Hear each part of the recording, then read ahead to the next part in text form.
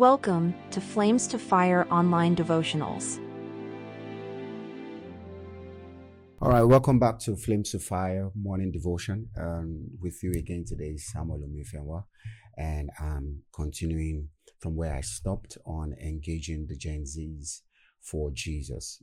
So the last time I talked about evangelism and soul winning, witness and and today I'm going to take it a step further as regards how to engage the Genz. Last time I said 1999 to 2012. No, it's 1997 to 2012. Those are Genz, those who came into the space where internet started blooming, when smartphones started going everywhere. And one of the ways to engage this generation, because I've been with them for a while and I'm still with them by the grace of God, is to be present, because most of this Genz grew up in a home where their parents are career parents, father and mother going to work, they just leave the kids. And in fact, I have some of them who don't go for holidays. They rarely go for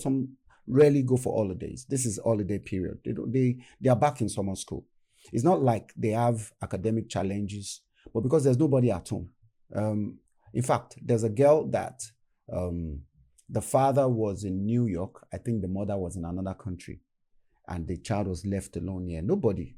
And I think the girl was being molested by one uncle whenever she goes there. So it was better that they kept the girl at school and, say we should go. So if it's going to be in schools, you're going to meet them, go to schools. If it's going to be in church, you meet them, go to church. If it's going to be on the streets, if it's going to be on the highway, we go out there and meet with them. So you cannot disciple a people that you are not present. This superstar pastoral kind of technique that people are using today, whereby they cannot meet their pastor, they only see him on Sunday, preach on the pulpit. Let me tell you the truth. The work of the gospel is beyond pulpits. It is meeting people one-on-one and touching and transforming their lives. We have to be present in order to engage the Genz or Generation Alpha or name it.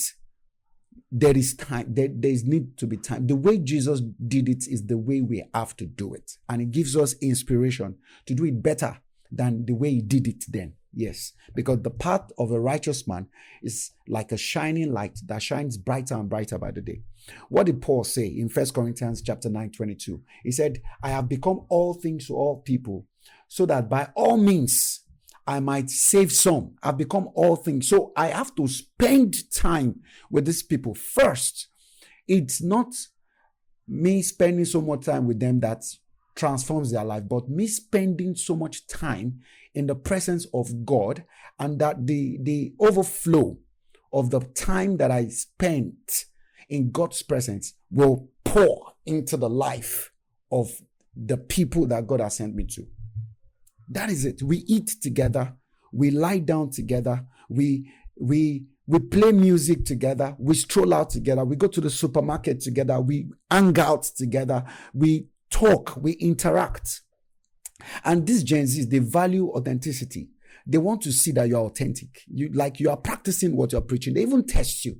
Yeah, I won't go into some of the tests that I've gone through with the people that God has used me to mentor over the years, but they want to know if you genuinely love them. Some call you out of blues. I need money for this. I need money for that. And, they want to see if you're practicing what you're preaching, your consistency. The church where I pastor over 10, 15 years is a boarding school, and you have to be consistent because it is hard for Genz, some of them, not every one of them, there's always an exception to every rule, to relate with people they really don't know.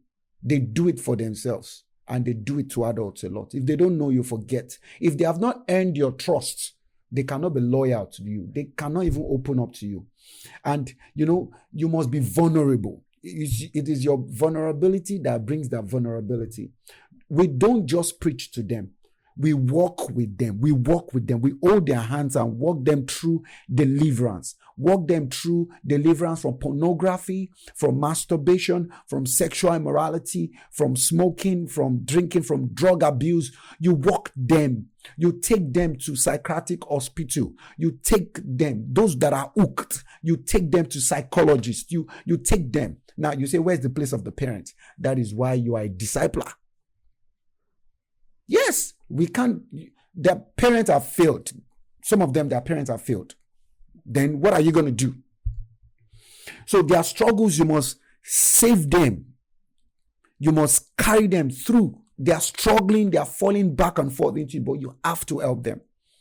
So this is one aspect, and it's broad, that you are present and you are authentic. You have to live the life. If you read the book of Acts chapter 1, the things that Jesus began to do and to teach, he started doing before teaching.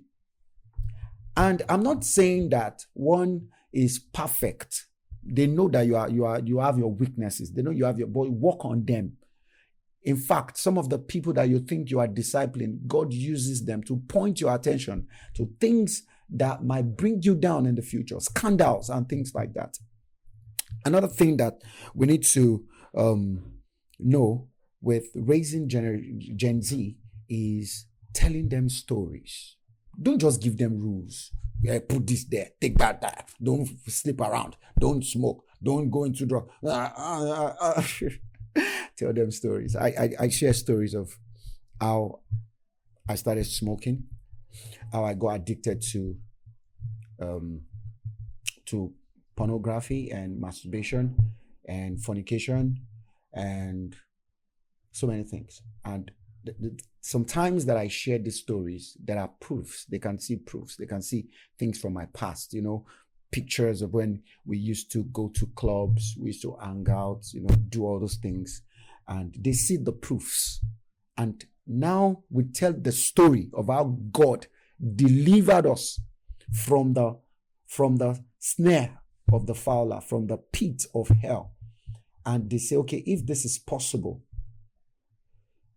with this man, then it can happen in my life. And I see a lot of people who come out, genuinely surrender their life to Christ, genuinely want to be clean, genuinely start walking that process, that therapy, going through the journey.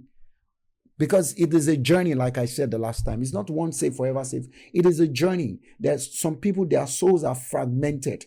Some have souls that are locked down. Imagine a girl whom thieves or entered their house and they stole things, and that was not enough for them.